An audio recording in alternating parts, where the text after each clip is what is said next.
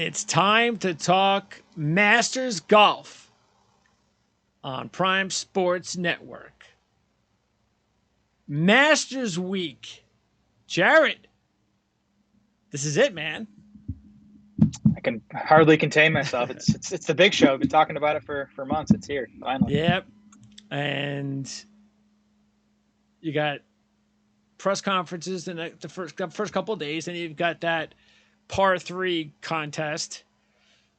To tell you the truth, I mean, I'm glad when I'm busy. Like, I purposely make sure I'm busy.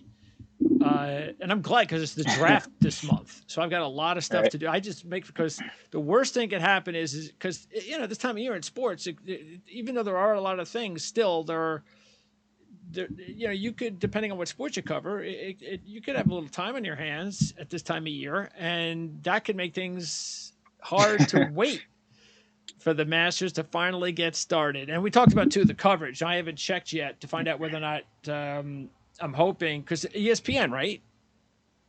It's on ESPN Thursday and Friday. Okay, well, that's all I care about. It doesn't come on until like 3 p.m. though. Yeah, but we get ESPN Plus. Correct. Now, I'm hoping they'll show that. They should, right?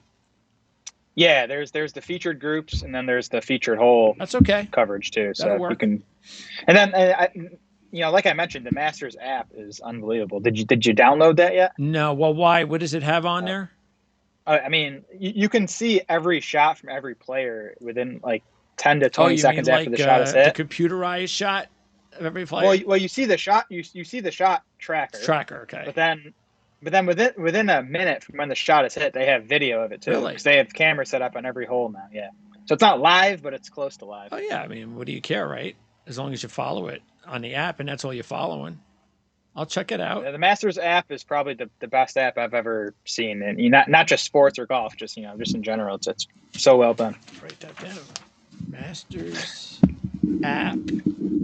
Yeah, for me it is a very busy month, so I got to make sure I don't forget anything. Because you got the Masters, I got Kentucky Derby, 3 big prep races on Saturday.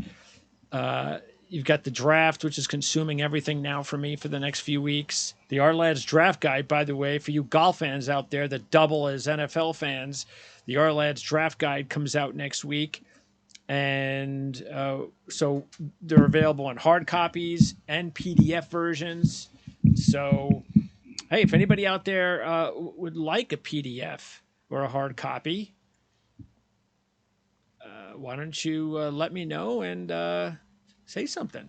Comment about something going on in on the show, or what your pick is. It's the Masters. It's the Masters.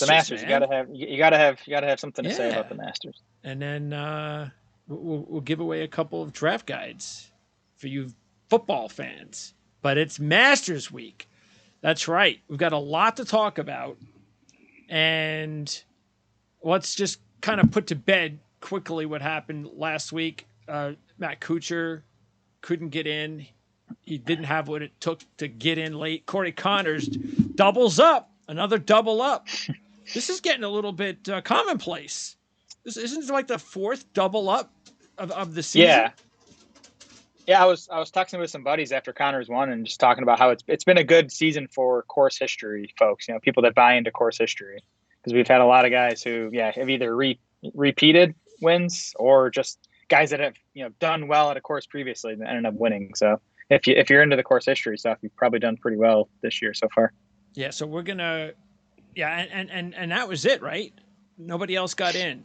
No freebies getting into the no freebies. Kuchar couldn't get in. Ricky couldn't get in. He wasn't even in it to get in. Then how about Brooks Koepka winning Live, as if we needed another storyline heading into Augusta. Absolutely. Brooks Koepka getting in. That is, for me, that is a significant deal. That is something that I thought really hard about as far as for one of my picks. So I'll tell you what, with Brooks, and this is, again, we talked about the futures market, paying attention. As of like Friday or maybe even Saturday, he was still 65-1 for the Masters, and now he's like sub 40 everywhere. Yeah, the thing with that though is that, look, because I get why if someone would be like, well, I could have got him at 60 and now he's at 35. Now I don't want to take him because I missed him at 60. Yeah, but you wouldn't have taken him at 60 if he didn't play well and win this week. So that's how you got to look at it. Is that yes, it's not a good thing that you lost 25, 30 points, but I mean, you wouldn't have taken him. So that's how I'm looking at it. But I'll disclose later whether or not I put him on my list. I have your picks, of course. We'll go over your picks and my picks later on. I have 6 picks and you have 4. So you're keeping them kind of. There's one player on your list that I was seriously considering taking, and I think there'll be a couple on my list that you'll probably feel the same. Let's start out first of all. I'll tell you what. Let's talk about the weather. This is going to be important. Yeah. The weather is not going to be good, and we're talking. I mean, Thursday is going to be the best day. It's going to be the only day so far where it looks like nothing, unless the thunderstorms come in early enough in the afternoon that it screws things up. The good thing is we don't see thunderstorms the rest of the weekend. So hopefully, if it doesn't rain more than an inch on any particular day, hopefully we don't get any interruptions because they're not supposed to be thunderstorms. But what you're getting, though, is rain Friday and Saturday. Showers, they're saying, on Sunday. So that means Friday, Saturday are the toughest days. Winds on Friday, 10 to 20. 10 to 15 winds over the weekend. The toughest day is going to be Saturday. 55 degrees with rain and a little bit of wind. So. Yeah, so to me, a few things. One, I think you probably do, at least to some extent, want to be looking at wind players, guys that are the top of the shelf as far as wind play goes, and then the guys that struggle in the wind. A lot of guys in between, it probably doesn't impact too much, but you do want to factor in the guys at the extremes. The second thing for me is with the rain, it's just going to make the course play even longer. You're just going to get less rollout on the fairways. This is already a long course. It's over 7,500 yards now. They made hole 13, the par 5, 35 yards longer this year, so it's over 7,500 yards now, and it's going to play longer if it's wet. So. Driving distance matters this week for me. And that's all a part of what makes Augusta a fun golf course, because they've changed with the times. They had to tiger proof it first. And ever since they've tiger proofed it, they've done a pretty good job. I mean, it's not like you can predict from year to year what the scoring is going to be, because it all depends on the weather.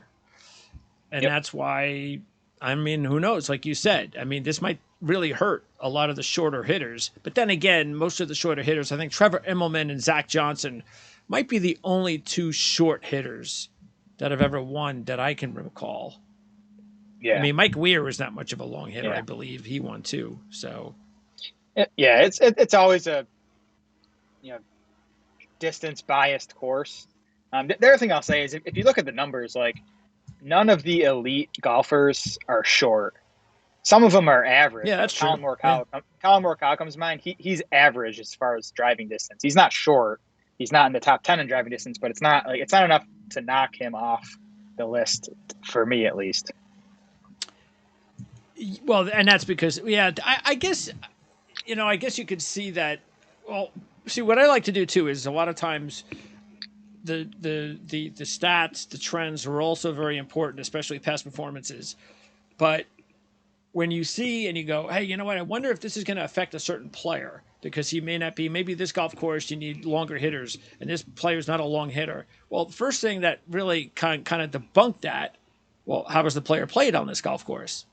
And someone like Colin Morikawa was played actually pretty well. So not every player could equal that kind of standard, but that's what you need to look at. So, again, just like any trend and stat we talk about, nothing is 100%, especially in golf. Okay, so one and done. This is easy. I've already got my one and done. And part of the reason is because that another player that I was considering I've already taken. Actually, 2 of the players on my list I've taken this year. On my picks list this week, and it was down to two players this week. And even though I still have Rahm, I'm not taking him this week. It was down to, I'm not going to tell you who the other guy was because I'll blow my cover. But the one guy is easy because we talked about it last week, and it's the guy I decided to pick, and that's Jason Day. Nice. Yeah. I mean, the interesting thing here is, yeah, it's the Masters, but there are 11 tournaments on the schedule this season with a bigger purse, a bigger prize pool than this one. That's true. So, I mean, I'm not going to say Scheffler or Rahm or Rory are bad picks here, but I'm not going to burn one of those three elites just because the prize pool isn't as big. I mean, I use Scheffler at the Players in one of mine, which worked out perfectly, but I think I want to save those three in particular for the bigger purses. So I'm looking at like kind of like the next tier, like the Patrick Cantlay, Xander Schauffele, Tony Finau is near the top of my list right now. Good course history, perfect course fit. You look at the numbers I'm looking at this week, like where I want to see guys excel. Finau like checks all those boxes. He should play really well here, and he has in the past. So Finau I'm going to use for sure in one of them. I haven't decided on the other one, but it's going to be someone from that like second, third tier of player. Well, before we talk more, why don't we? I'm going to quickly show your key stats. Let's just throw it on the board here. Okay, so everybody can pause that. You got the top 10 course history, stroke gained per round the last 5 years, top 10 strokes gained total per round the last 12 months, and top 10 in par fours from 450 to 500 in the last year. So, why did you pick those two specific stats? The third one is obvious because that's course history. But then again, you can talk about the course history too, because it's not just course history, it's course history strokes gained. Yeah, and the one note about course history is, and the people at Data Golf, which is an awesome website if you want to check that out, they look at which courses have the most predictive course history. Augusta is the single most predictive, meaning guys who do well here in the past are more likely to do well here in future events at this course more than any other. So course history for me is a bigger part of what I'm looking at this week than it is any other week. So you definitely want to be looking at that. Strokes gained total per round in the last 3 months. That's just who's playing best coming into this from basically since January 1st. And no big surprises on here. Jason Day comes in third. That might surprise some people. Chris Kirk is 5 on that list. Now, Chris Kirk, I don't think he played in all the elevated events, so that's kind of skewed based on like the fields he's played in. But he's playing well coming in. You see Colin Morikawa on the list. You see Tony Finau, Xander Schauffele, Patrick Cantlay, and then I looked at the par fours between 450 and 500 for this week too, because at Augusta, 8 of the 18 holes are between 440 and 495 yards. So basically that bucket encapsulates like close to half the entire course. Like at Augusta, you need to survive the par fours and then score on the par five. That's kind of how you win here. So I do think looking at who is best on those long par fours, that's going to be key this week. And you see Tony Finau atop that list. Yeah, I think I even he was one of my picks just a couple of years ago because, like you said, I think he's a sneaky kind of pick in the Masters that you think that maybe he'll win a green jacket at some point. That if he's going to win him, because and look, we've talked about Finau. Maybe his numbers haven't been as good recently because he got off to such a great start early in his career at majors. He was just so good. Yeah. But still, he's got a good major record overall. And that's what, especially here at Augusta, we'll get into that. And like you said, Kirk, he's probably the most underrated player in that last 3 months stat you said, but he's probably as good as a 100-to-1 or more long shot that you can consider. Yeah. And we'll go over those as well a little bit later on. Now you have specific stats that you wanted to kind of put together just for the Masters. We talked a little bit about it on last week's early Masters preview. Yeah.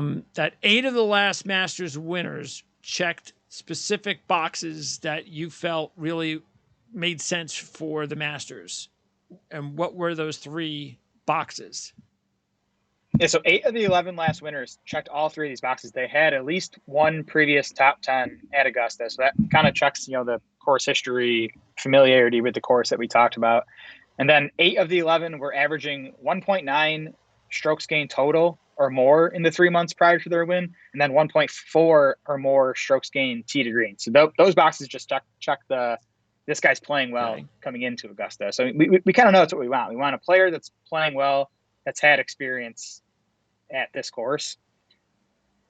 Last week there were 5 guys that checked all 3 of these boxes. One of them dropped off in the meantime. That was Tyrell Hatton, who had a pretty tough go of it at Valero. That's a trend. That's not good. Cut at Valero. Can't miss the cut. Don't want to do that. For the Masters. So Hatton was on my list of maybes, but he's dropped off since then. So now there are now 4 players that check all 3 of those boxes: Scotty Scheffler, Jon Rahm. No surprises there. The other 2 are Colin Morikawa and Jason Day. And we both have those picks. Perfect. Yep. So that does work out hopefully pretty well for us. And then, by the way, there are 6 players that check 2 of the 3 boxes, so they just missed one of them. Rory McIlroy checks 2 of the 3. Max Homa, Patrick Cantlay, Tony Finau, Hatton does check 2 of the 3 still, and then Chris Kirk checks 2 of the 3 because he does have a top 20 at Augusta. Chris Kirk. He's been here 3 times, and he came 20th one of the 3. So he hasn't played since 2016, but he has played here, so that's important. Yep. All right, now let's see. I have my and since we're talking about these trends, let's go over some other trends that I think might be important. And again, what you have to consider a lot of the time is that because these trends make more sense when you understand and remember that the field is shorter. So that's why a lot of these trends. Again, what is it? I think it's 89 players. And then in the field, 15 of them are like you have the old guys and amateurs. And the amateurs, right? So it's really like 70. Something like So you're looking at basically almost like a glorified WGC. Right. Which is fine. I have no problem with that. Okay, so the last 10 first-time winners ranked inside the top 30. You got to be one of the best, top 30. Yep. The last 10 first-time winners made an average of 6.9 appearances. Okay, that's important. Got to have playing time on this golf course. The last 10 winners had an average world ranking of 10.9. 2 of the last 3 ranked number 1 in the world. Okay, so and that doesn't always happen at majors. 24 of the last 25 first-time winners scored a previous top 35. So you talked about the top 20. We can go 24 or 25 to top 35. And then I'm not including the amateur stuff. Like Tiger had a couple amateurs before he played. Because sometimes that screws people when they go, Tiger was the first one to win in his first appearance. Not Fuzzy Zeller. No, it's because he played here 2 years prior. Zeller did not play as an amateur. Angel Cabrera is the lowest ranked player to win here. 69th.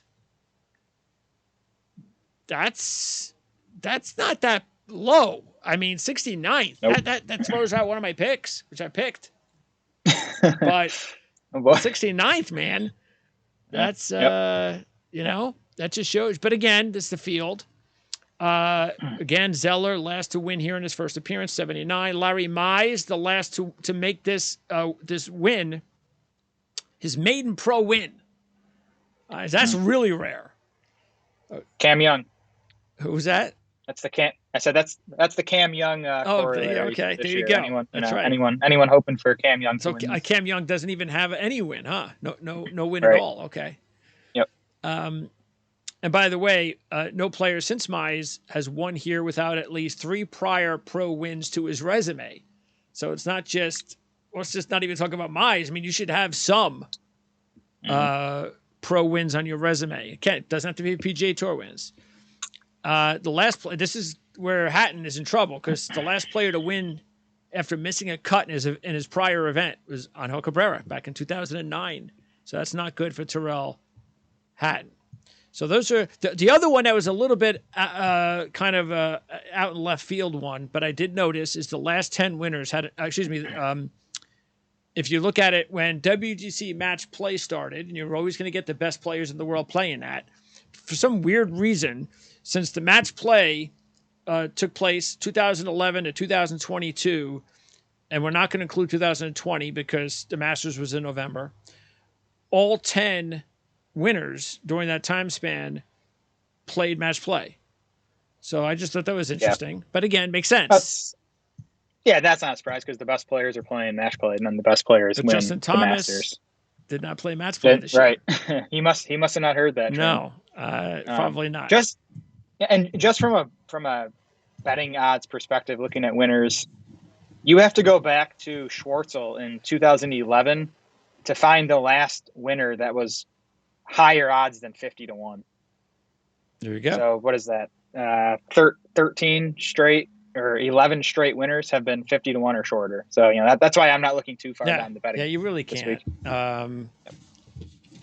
Yeah, I mean, let's see. Let me see how far. So you only have one player, and that was your have to long shot. And me, I 50. Yeah, I mean, I have only one player over 60-1, and that's my 100-1 guy like you have.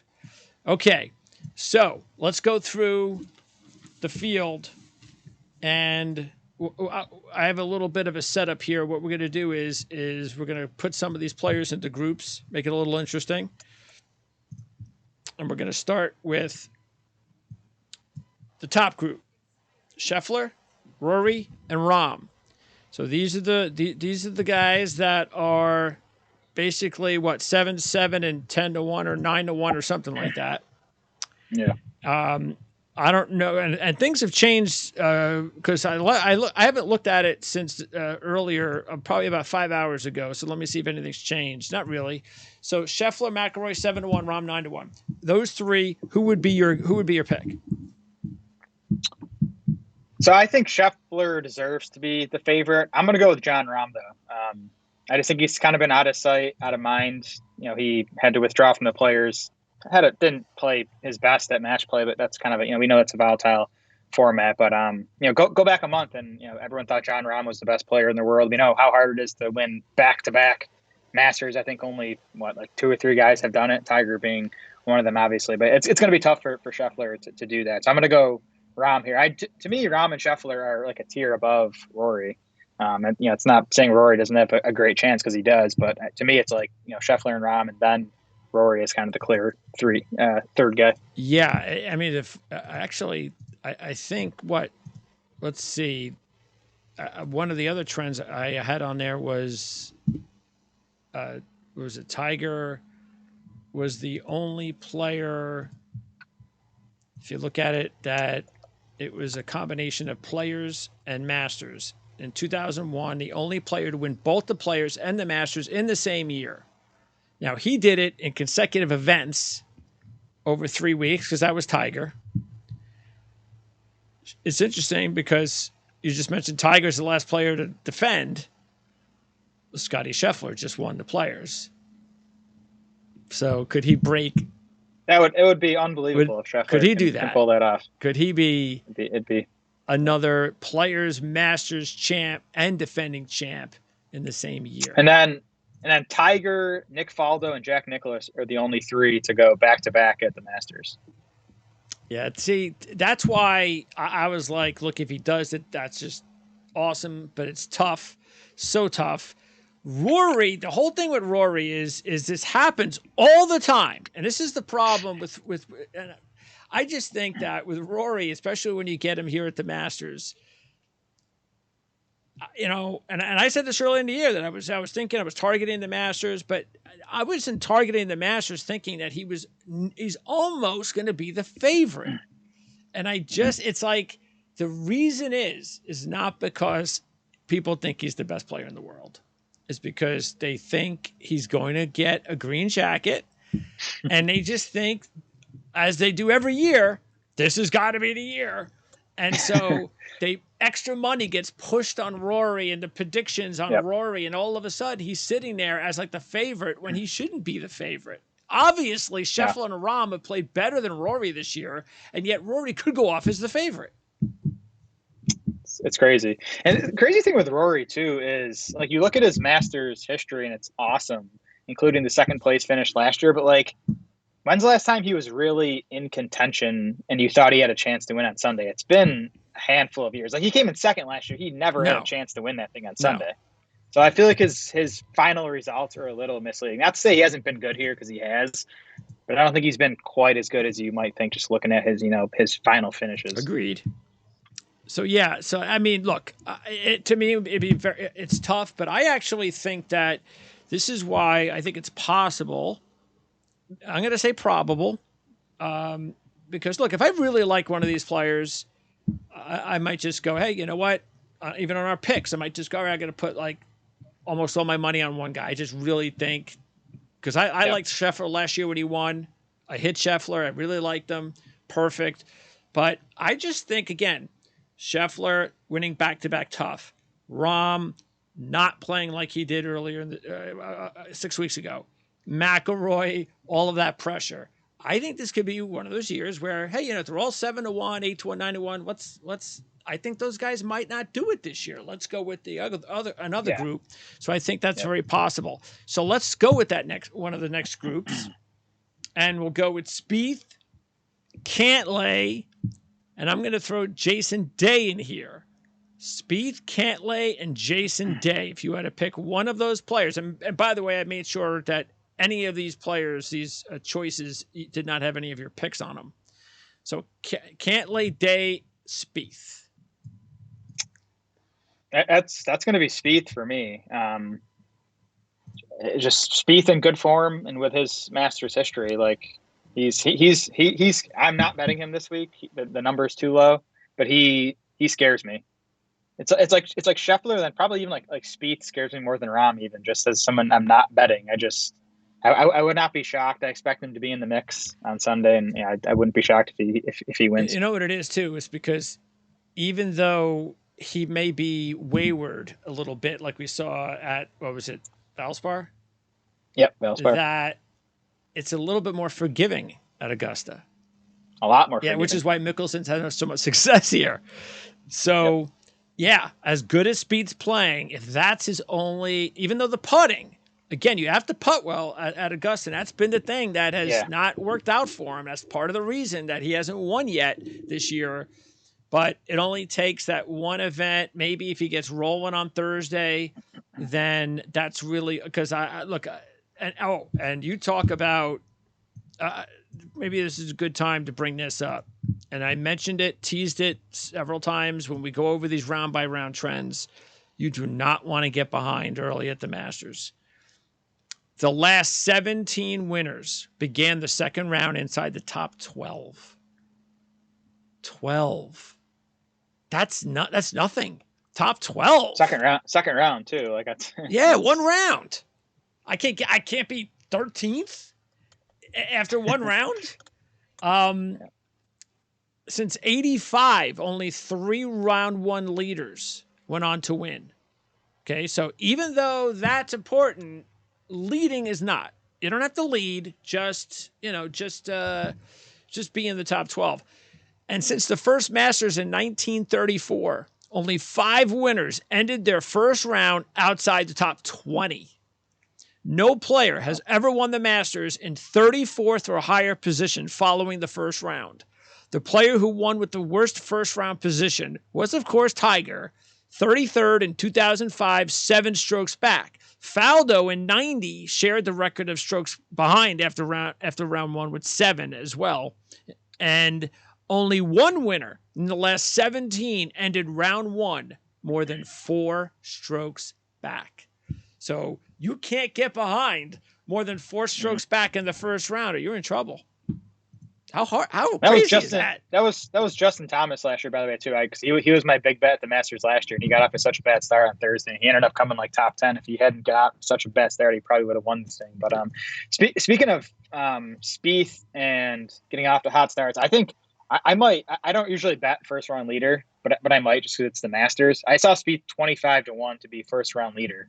That's a bet I'd be more interested in making than him to win at 16-1 or 18-1, whatever he is. Okay.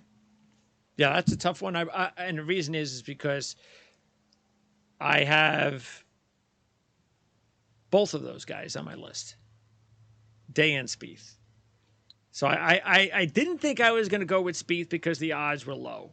I wanted Spieth to be more like 18 minimum, if not 20, like that with the other group of 20s. Exactly. That's where he should be, I think. But then I was like, yeah, but as I started to dwindle down my trends and I started to go over who do I really think, man, that list started getting really small. And I was like, yeah, Spieth's got to be one of them. And so, yeah, I had to put him in there. All right. Justin Thomas, Max Homa, or Tony Finau. You're going to take Finau, aren't you? I am going to go Finau. Homa's a tough one. Like, recent form, he's top 5 in the world. Course history, he's horrible. I do expect him to play better. He better. Like, I think he'll be top 20. You know, we'll see if he needs do that. better He than needs, that. But, he needs a top 20 at the Masters. And Thomas is the guy where if Thomas wins this, I'm going to be killing myself because I bet him the past 2 years now. Oh, have Augusta. It's a perfect course fit for him. He gets wild off the tee. That doesn't matter as much here. He has everything else. He's an elite iron player. Well, he was an elite iron player. That's kind of my issue with him is his game has tailed off this season. That's why I have not. That's the problem this year because he's not at his peak form right now. But I do think Augusta's a perfect course for him. He has the short game. Putting's always the issue with him, but he has the experience here. You think he'd figure out these greens by now. But I'm not on Thomas. But I have been the last 2 years. So. Yeah, I actually, as I was saying before, at one and dones, there were two guys that I was thinking of taking that I already picked. They were Spieth and Thomas. I seriously would have probably looked at, and I don't know, maybe I would have taken one of them over Day, but those were two of the guys that I was looking at, Spieth and Justin Thomas, because the other thing too is, and this is why this is important with Thomas, it's more important that you have the course history, a positive course history at Augusta, as opposed to being in form. You don't have to worry about being in form. You know, the players have won here before that have not been in form. Even Matsuyama a couple of years ago was not playing well all that much. Yep. He comes in, he wins, shocks everybody. So that's why I think Justin Thomas fits that perfectly. He's not playing all that great. Maybe this would be the year he actually wins it. So, all right. Now we're gonna go to the Live Boys. DJ Koepka or Cam Smith? Now this should have been easy after Koepka's win, but now not so easy. Is it still Cam Smith or DJ or who? It's still Cam Smith for me. I think at this point in their careers, he's the best player among those three, and I also think, DJ has a good course history here too, and Brooks has been okay. I think Brooks has got a runner-up.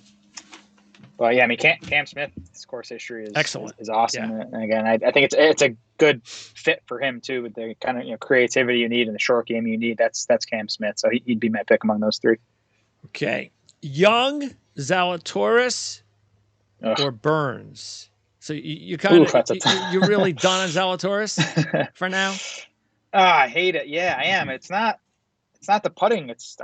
We've talked about it. I think he's still working through, and I'm not even sure it's the back. I think it's he talked about he had to change his swing because of the back injury. I think it's the swing change that's still holding him back. He's just not at peak Zalatoris form. The course history here is unbelievable. He's putted awesome here for whatever reason in his 2 trips. I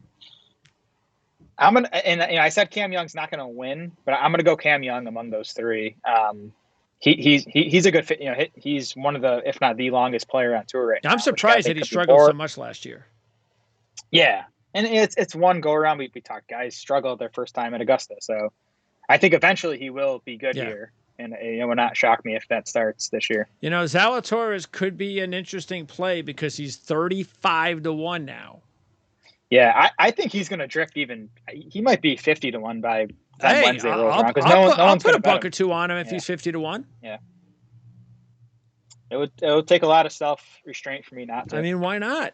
I mean, it's 1 week. Yeah, that's it. Just 1 week. Yep. You go to a golf course that you just love, that just fits your game. Yep. And it's not like he's been like 6 missed cuts coming in. He's had a couple of moments. He hasn't been horrible. No. I'm looking at the numbers now. He hasn't been horrible. It's just it's not It's not where he was at this time a year ago. But no doubt about that. All right. Hovland, Sung J M, or Matthew Fitzpatrick? So Fitzpatrick is the cross out for me there because I still think he's not healthy or something's up with him. I'm going to go Sung Jae, who was close to making my betting card. He's 35 to 1 right now. If he drifts to 40 or 45, I might end up adding him. But same as me. This close to making my betting picks. Really sneaky course history. I mean, he had the second on his debut. Now that was the November Masters in 2020, but then he came back last year and finished 8th.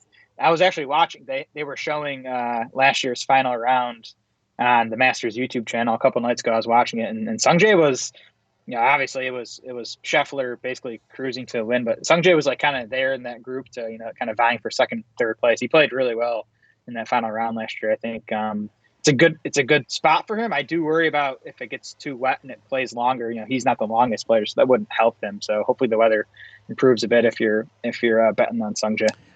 Look, I'm gonna say this, and I probably say it every year. It's not fair, but it's just the facts. And it's the same thing that all of the sports world went through for a couple of years under COVID. And the golf is no different. When Dustin won it, he wins it in November. And he did it. And that was the one that no one was there. Was that correct?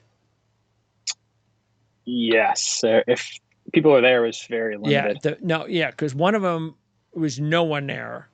When Matsuyama won it, it was one of the two. Because one of them, it was no one. The other one was barely anybody.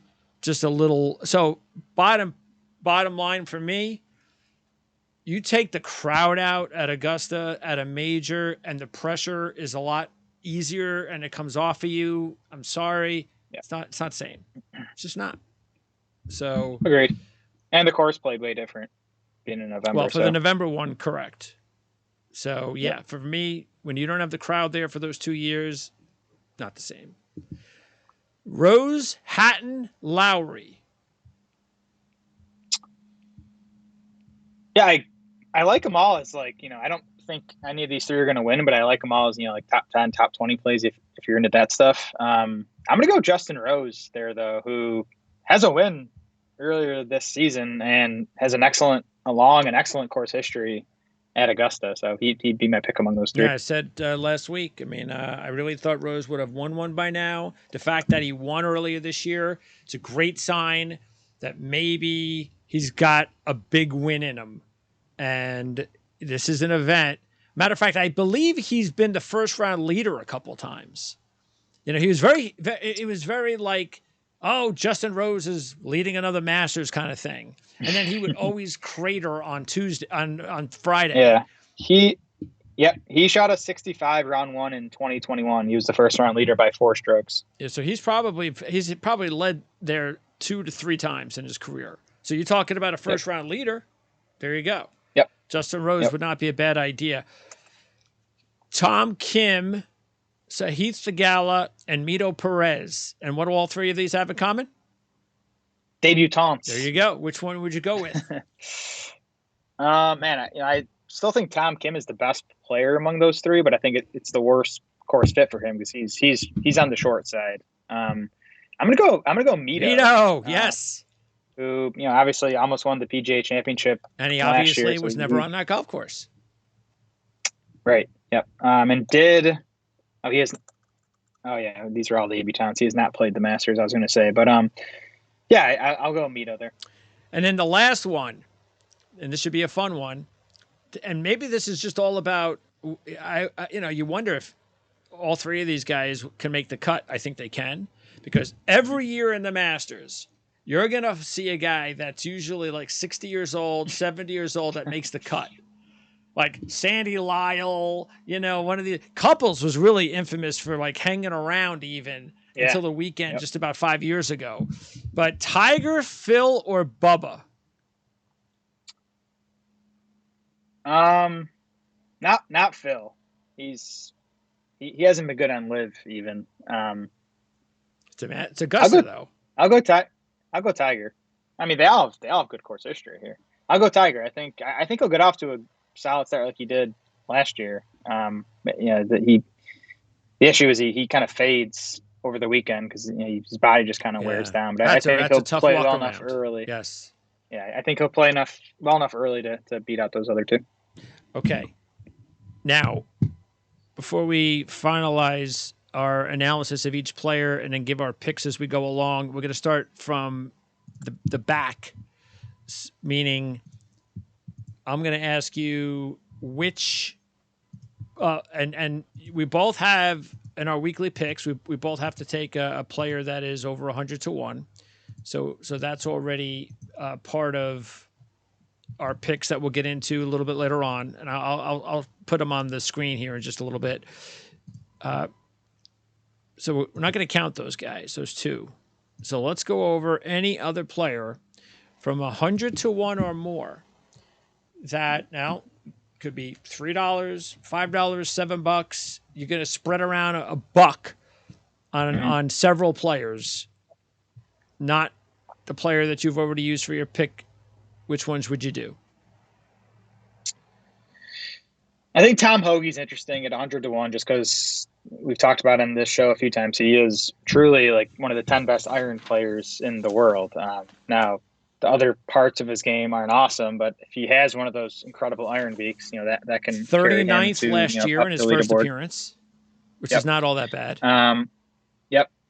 How about Danny Willett at 130 to 1, former winner? My boy, Danny Willett playing pretty well. Yep. And I think if it gets sloppy, if it is wet and windy, that would probably help his chances. So I think Willett at 130 is worth it. By the way, he's playing better than he was last year. Last year he finished 12th.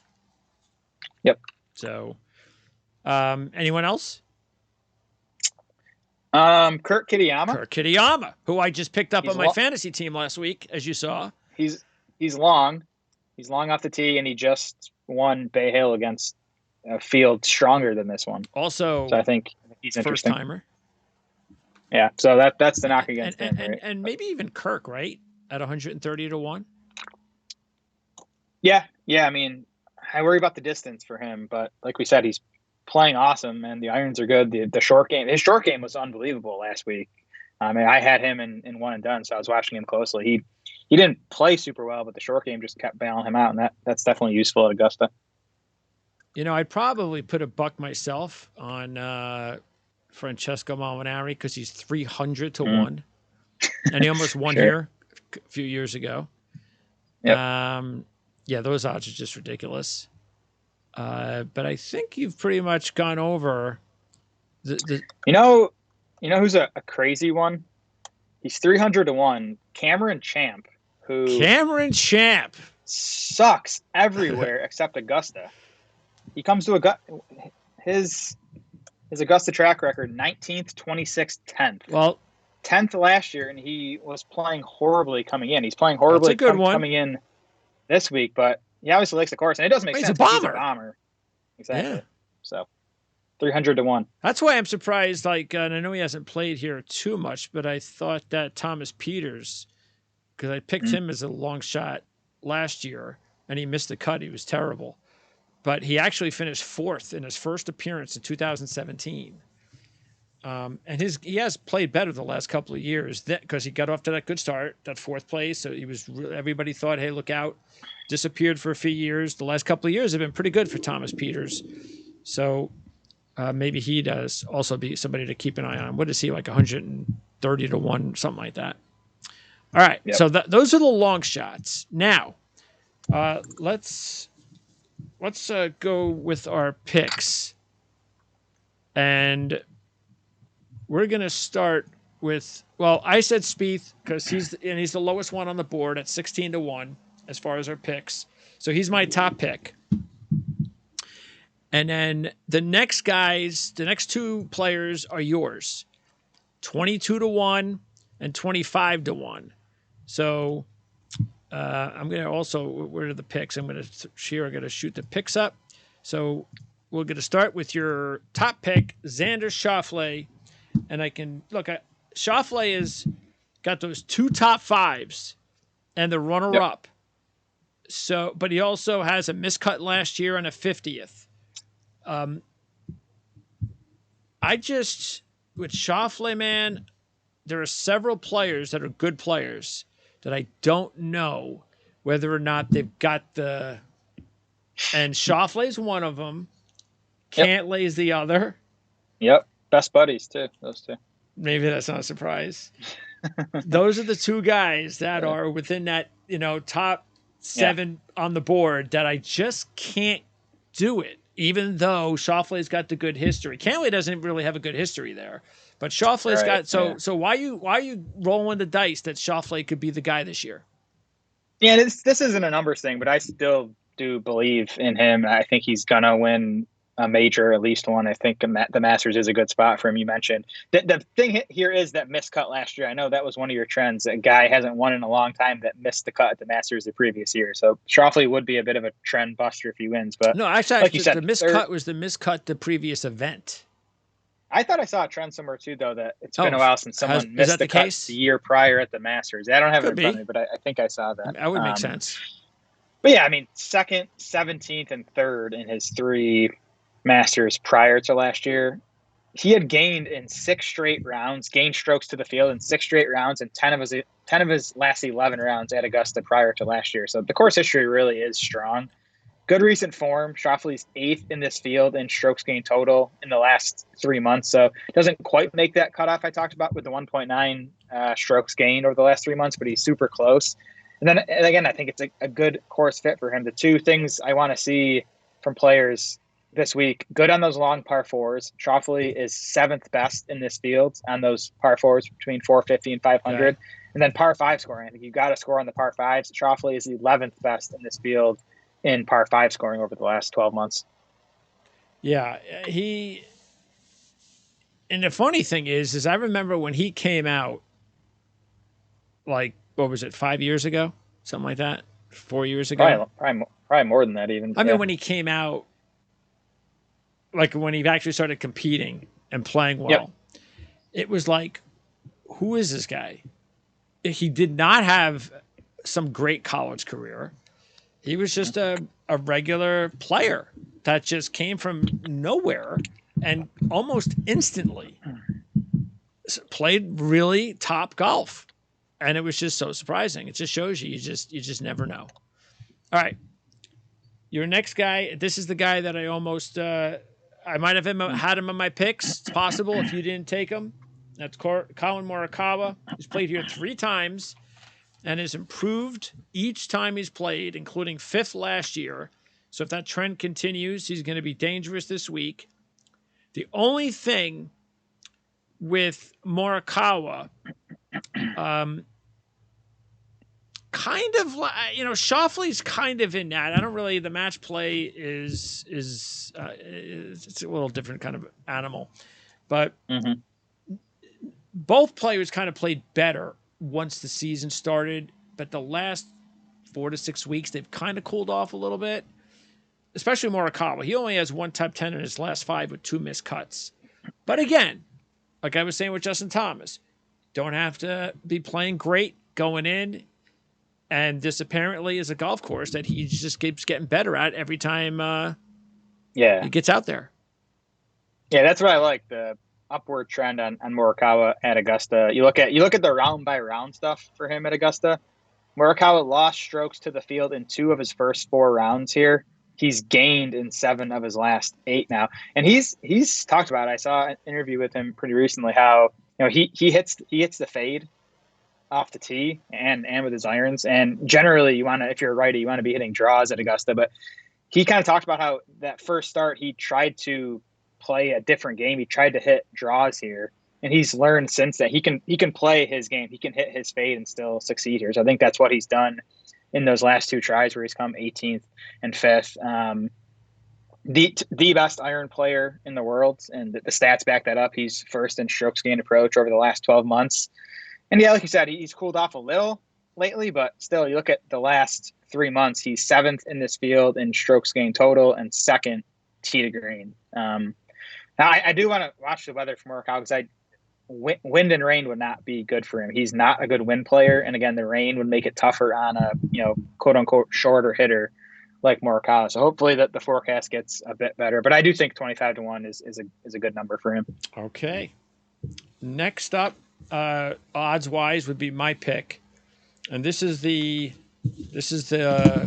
one that has come from completely nowhere, and that's because he like we said just a few minutes ago, hey, he won last week. That's Koepka. I'm going to go ahead and put him on there. Reason I'm doing it is because, yes, he won, which is a good sign. Get his game going. Because the thing with Koepka is, as we know, it's sort of like Morikawa. It's like he's just a major machine in his career. So that's all Brooks Koepka basically played for in his career, was to win majors. And we've completely dismissed these live guys for a while. And Koepka has the runner-up in 2019. You would have thought with his power game that this would fit him perfectly, this golf course. It's not that he's been awesome here over his career. He missed a cut last year and actually the last 2 years. So that's not good. But before that, he had 3 top 15s and 5 and the runner-up in 19 when he was on top of his game. That's why I'm saying last week he got the win. I wouldn't have taken him if he didn't win. So he's got the win. All right, you know what? Nobody's kind of talking about Brooks Koepka. That, I don't know. I mean, again, that's the thing with these Live Tour players. We just don't have any idea what these guys are doing. Like, that all they're doing is just preparing for the Masters. They're preparing for these major events. They don't care what they're doing over there. So, you know, that doesn't mean that it's going to translate. But I just figured, hey, you know what? Why not? It's definitely one in left field, but it's one of those where if he actually goes out there and all of a sudden gets off to a good start, you know, I think people are going to be going, wow. I mean, I how did I forget about Brooks Koepka?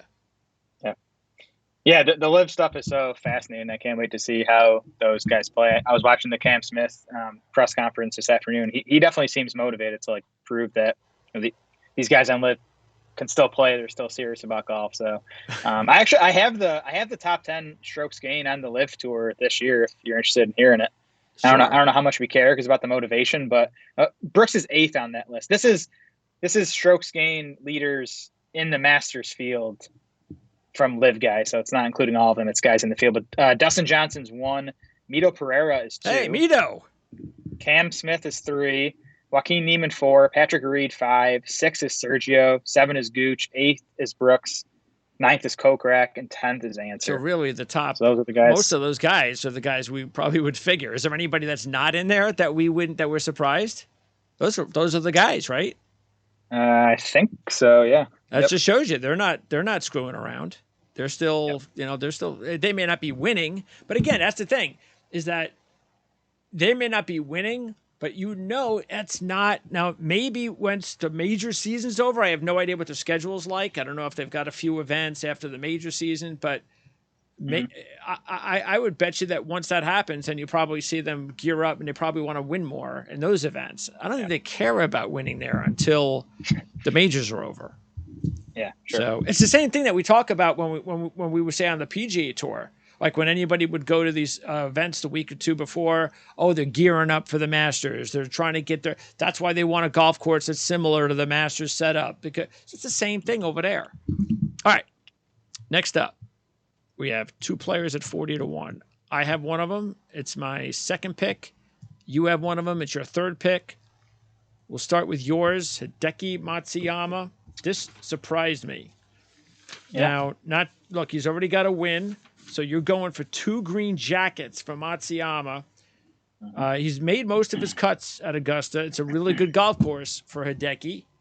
I guess it would just be like when he won it a couple of years ago, because it's not like he's on form.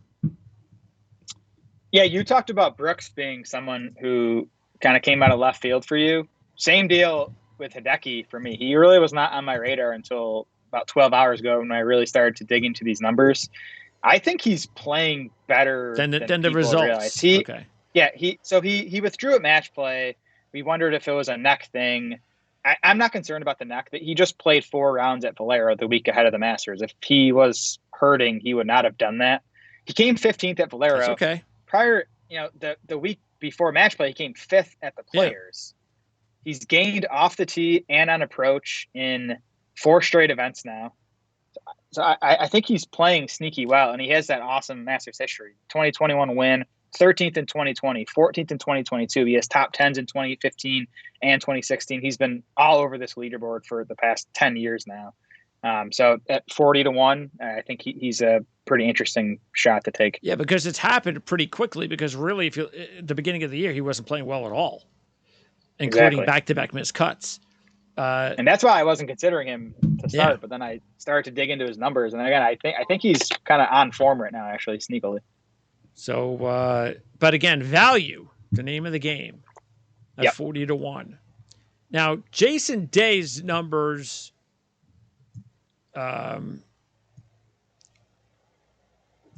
Jason Day. What was Jason Day's odds?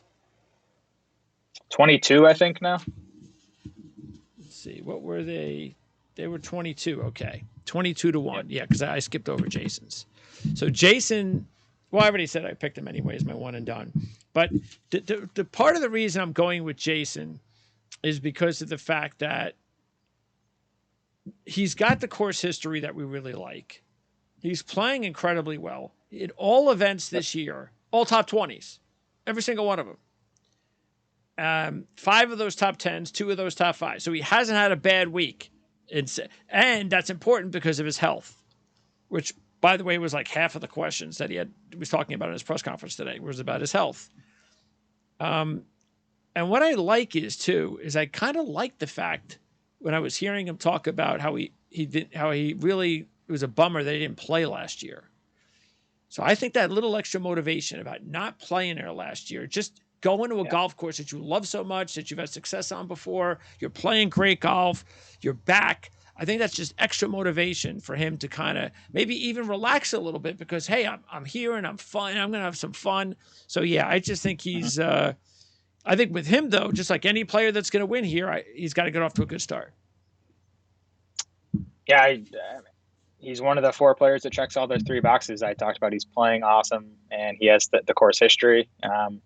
22-1 feels off just from where he's been, but I can't say it's a wrong number. I think he kind of deserves to be in that range at least. Yeah, I 25-1.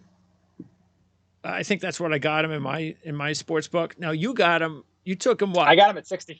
He's on my card at 65-1. I bet that like 3 weeks ago. So that's awesome. Not gonna use it as a pick for this show, but he is on my card. So if he wins for you, I will be very happy. Yeah, I put some big money on him this week. All right. Nice. That's because I hit on our horse racing show, our professional trainer. So this was the Arkansas Derby, and there was a horse that was on morning line was 30-1. And we were almost like ending going through, because it was an outside horse too. So we were kind of going through the motions almost. And all of a sudden he brings up this horse that's 30-1 and goes, he's going to run race of his life. He's not even going to be 30-1. He's going to be higher than that. I love this horse. And I'm like, all right, well, I'm going to throw him in my picks. I guarantee you that. Sure enough, I put money on him to win, but I put him with my top horse in an exacta. He went off at 50-1. He came in second with my first horse that came in first. I made, I think it was like about $300 just on betting about $15 on the race. I wish I had watched that show. Yeah. So that's the thing, that it helps having a trainer that's actually there that says, I love what I saw.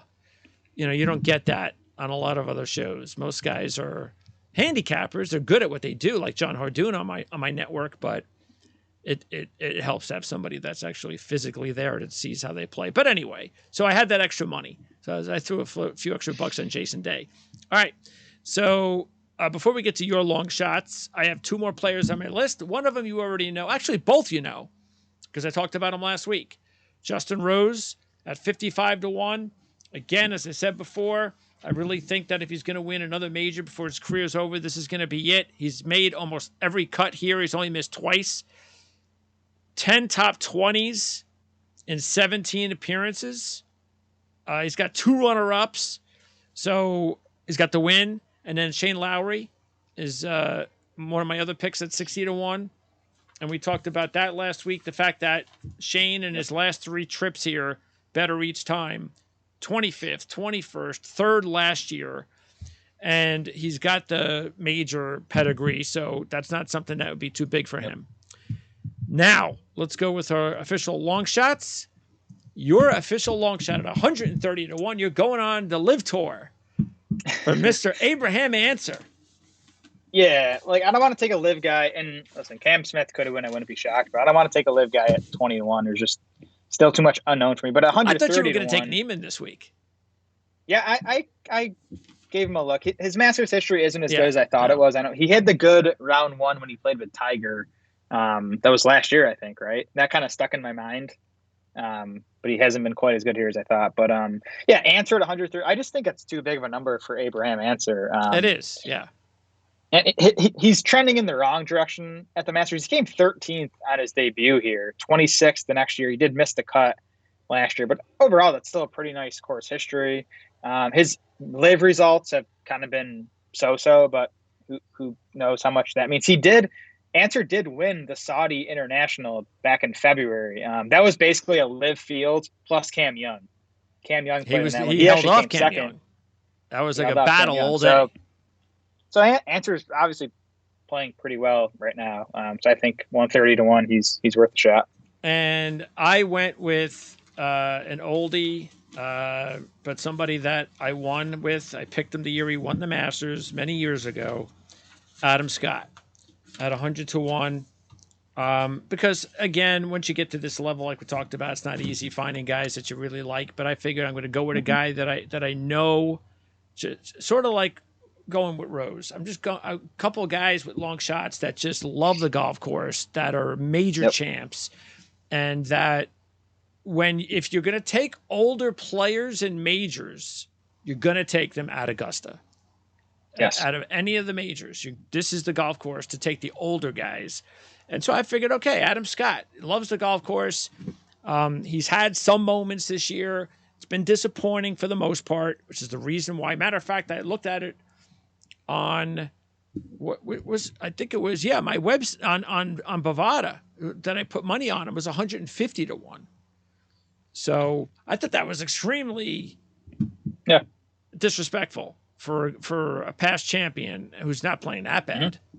So I was just saying, I'm looking at his numbers, and I think he's playing a little better than the results. It's just like every tournament, there's like one facet of his game that's killing him. Like he putted horribly at Century. His driver was bad at Sony. His irons were horrible last time out at Players. But like everything else has been okay. So it's just like one facet of his game has been off.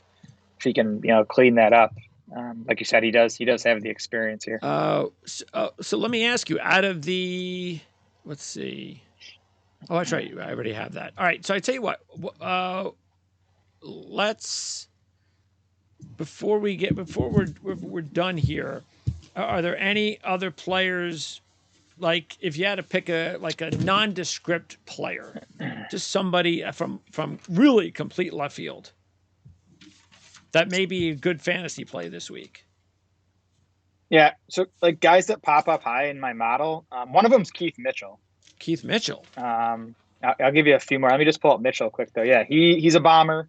He's popped up a few times so far this season. He had the 5th at Genesis, the 4th. Oh yeah, he got off to a really Pebble good start. Beach. Yeah, and even his last 2, 24th at API, 35th at Players, so not horrible results. And he does have one year of experience at the Masters. He came 43rd here on his debut back in 2019. So I think Mitchell is someone you talked about fantasy. If you're playing like DraftKings, he's a cheap guy that you can throw in a lineup there. All right, cool. And it is just amazing though how is Bryson DeChambeau like the biggest?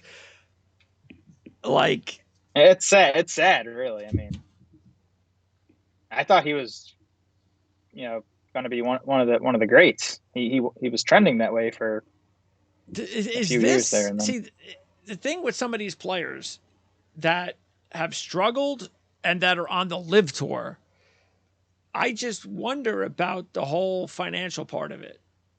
mm-hmm. You know, like, Yep.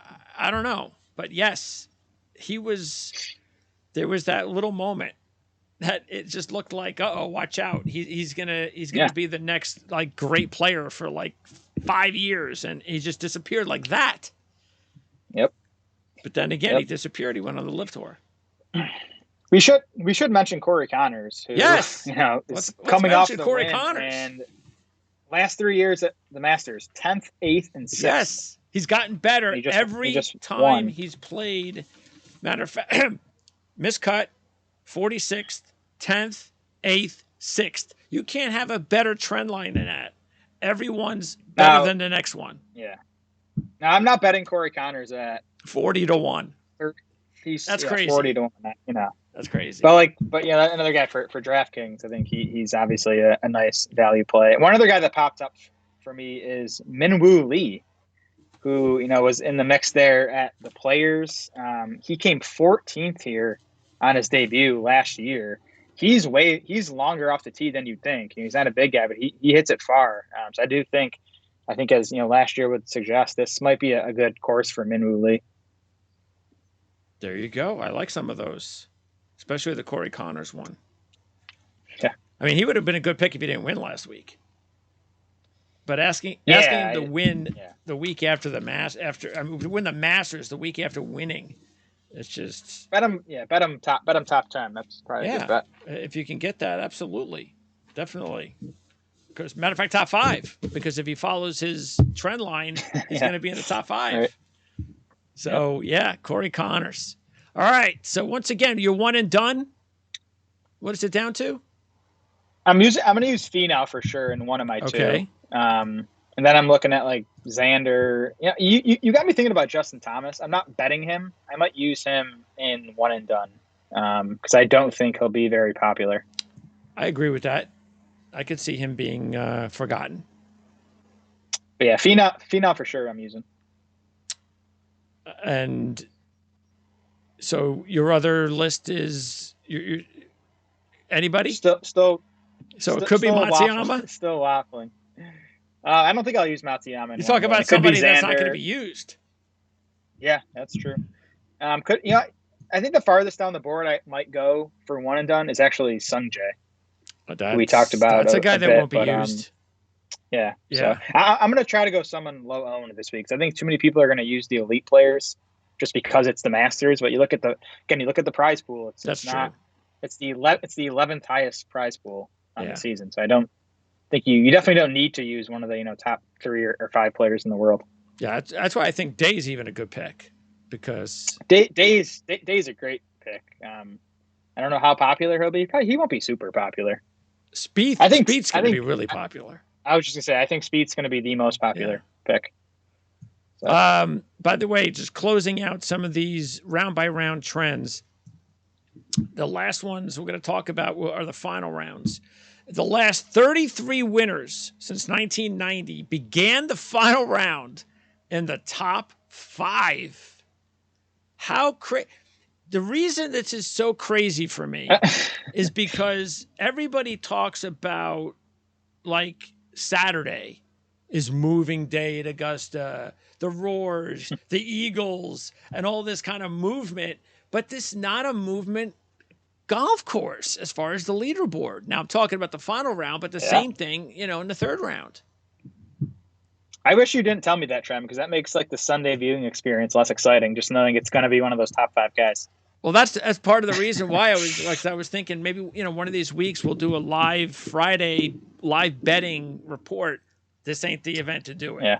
Because we're giving you all the stuff now that if you're not in the top 5, I don't know what to tell you. I'll tell you what we'll do for the PGA Championship when it's at Oak Hill. I'm going to be there Friday, Saturday, Sunday. Oh, awesome. We should do a show on Friday night after I get back. Absolutely. How far is that from you? 15 minutes. That's awesome. That's great. When is it? It's middle of May. Oh, okay. it's the That's next the next major one. now. Yeah. Okay. Yep. 28 of the last 33 winners began the final round with the final pairing. 20 of those began the final round with the lead, including 5 of the last 6. And Art Wall, back in 1959, is the only player to win the Masters starting the final round outside the top 10. So it has happened. He was 6 shots back at that point. And speaking of shots back, Jack Burke Jr. in 1956 holds the record. 8 shots back. He was in 4th place at the time, top 5. He was in 4th place at the time, but 8 shots back. That's the record for the final round comeback at the Masters. So, hey, there was almost a big final round comeback at the women's amateur at Augusta last weekend. yeah? I don't know if you caught any of that. Yeah. No. Well, that's exciting. Unfortunately, So, it was almost. That Rose Zhang had like a 6 or 7 shot lead and ended up winning in a playoff. Oh, wow. She almost choked it off, huh? Yep. Nick Faldo. Everybody remembers the choke job by Greg Norman. Faldo's done it twice. Faldo's been, I think he was behind by 6 and 5, maybe. Two of his green jackets he won, and he was pretty far back for Masters comebacks. That's impressive. That's Nick Faldo. All right. So anyway, bottom line is, don't spend your money on long shots on Sunday. Ain't gonna happen. Or at all, honestly. Again, like we talked about long shots, you can throw a few bucks on them, but I'm not spending too much money on the guys above 60 to 1 this week. I'm telling you, it's not the event, at all. Like you said, it ain't the event. Once you're now, maybe if you're like 9th, 10th after the first round, maybe. Sure. But I do think if the weather is as crappy as it looks, that opens it up a little bit. Where you might get a bigger surprise winner. Especially if I still wouldn't go past like Lowry Rose, that territory at like 60 to 1. I think that's kind of as far as you want to go down the board. Well, especially, I mean, look, and look, the weather could impact. You never know, even though they're saying they're not saying morning or night, it's steady, but you never know. Sometimes you might get like one of these days, especially if it's Saturday, maybe it rains more early, or especially what if it rains in the afternoon, heavier with a little bit heavier winds, and that's when the leaders come out. So, I guess if there's an opportunity for some different scoring changing Saturday, the old, the better tee placements and things of that nature. If the weather comes in, and maybe we will have a little bit different story on Saturday. And if you haven't placed your bets yet, I think at this point I'd wait till Wednesday night to get a really good look at the forecast. Maybe even there's a tee time advantage. Maybe just make your bets on Wednesday. Tee time's night. out tomorrow, right? Yes, should be. Yep. Usually like around noontime or something like that. So good idea. Might as well take advantage. Wait until the latest possible minute to place your bets. Check the weather. Watch this show. And subscribe. That's what you have to do, because you don't want to ever miss one of our shows, because the Masters isn't it. After the Masters, we're going to talk what? RBC Heritage. Which is an elevated event, which is crazy. So the RBC Heritage. I guess all these guys are going to be playing again next week. Wow. Most of them. Yeah. That could be. Could be. Oh, that's right. You're right. That's interesting, because you only used to get like about 5 guys. That's usually a bad field, but I like that course a lot. It's very unique. So it'll be fun to see a good field there. Yeah, that's the one that I was thinking about saving Shane Lowry for. Yes, he's played very well. But then again, if a lot of other players are going to show up, but the fact is, it's so different because it's so tight compared to Augusta that a lot of these Justin Thomas, But then again, Jordan Spieth won last year, and he ain't the straightest, narrowest, ball striker. Well, it's a short course. Not to get too much into Heritage, but it's a short course, so a lot of guys are just hitting irons off tee. So it's a good course for Morikawa. I'll say that. If you're thinking about one and done next week, I think it's a good spot for Colin. That's the importance of one and done. Not that I've had. I mean, I can't wait next year when I do what I have to do. What you do, I have to get 2 picks. The 1 pick thing's killing me. Yeah. One of my team, the one I had, Scheffler at the Players. I also hit Chris Kirk on that team. That team's doing well. Good. That's the Yep. important thing is you're hitting the right teams. Absolutely. Right. You don't want to be splitting them up. That wouldn't be any good. Exactly. All right, man. We'll talk again next Monday for the RBC Heritage. We'll wrap up the Masters. Hopefully it's going to be exciting because last year was a dud with Scott Scheffler just, putting us to sleep all weekend. So hopefully, even though I won with him, but still, let's hope it's a lot more exciting than that. And Jared, we'll talk to you next time. All right. Thanks, Greg. Enjoy the Masters. Oh, we should. Hopefully we'll. Financially, it'd be nice, though, wouldn't it? Who'd you put the most money on this week? As of now, I have the most money on Xander. Okay. But yeah, I might still add. All right. Here and there. Well, good luck. Talk to you next week.